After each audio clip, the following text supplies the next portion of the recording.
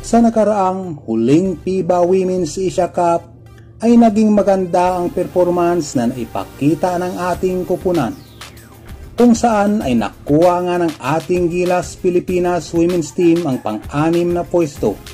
Naiwasang bumaba sa Division B, pinahirapan ng higanting koponan ng New Zealand at muntik ma-upset ang malakas na koponan ng Japan, ay malaki ang naging ambag at tulong ng ating mga manlalarong nang galing at nakabase sa ibang bansa, tulad ni Vanessa De Jesus, Sumaya Sugapong, Ella Pajardo at ni Yumi Panganiban. Si De Jesus na nag-a-average ng 13.2 points, si Sugapong na may 8.6 points at Panganiban na may 13.2 points din sa 5 laro ay halos buhatin at sinandala ng ating koponan sa buong tournament.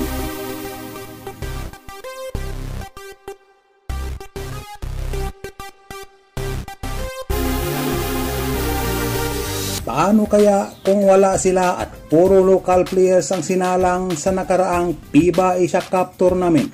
Kakayanin pa din ba ng ating koponan ang nagawa ng kasalukuyang lineup? Kakayanin pa din ba ang Division A?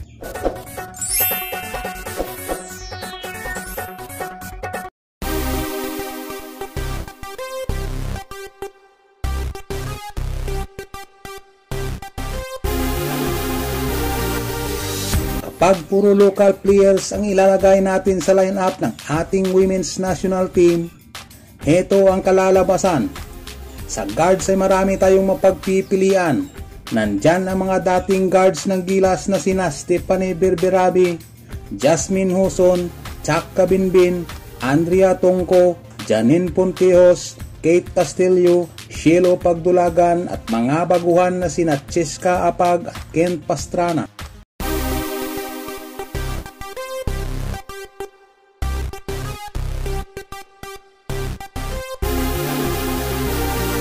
Sa forward position, hindi tayo magkakaproblema dahil nandyan ang mga kasalukuyan nating mga players na sina April Bernardino, Lona Usar, Camille Clarin, Angelica Surada at Maika Katsu. At pwede din nating isama si Kayabyab at Ferrer na magandang naipakita sa nakaraang FIBA 3x3.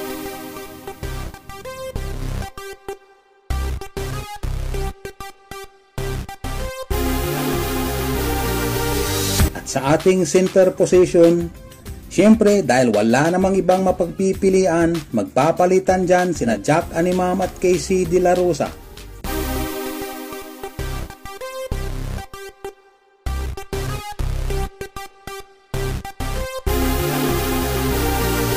Ano sa tingin nyo mga boss?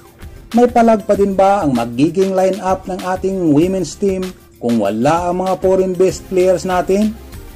Matatalo pa rin ba ang Lebanon at pahihirapan nila ang Japan at New Zealand? Makukuha pa rin kaya ang 6th place at makwalify pa rin kaya sa FIBA World Cup qualifiers at makaiwas sa Division B? Mag-comment lang sa baba. I'm out!